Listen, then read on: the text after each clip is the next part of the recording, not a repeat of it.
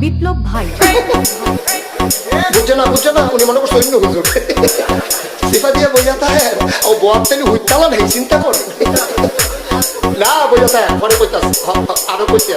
আরো কিছু কথা লইয়া যান যাইবেন দুইটা কথা লইয়া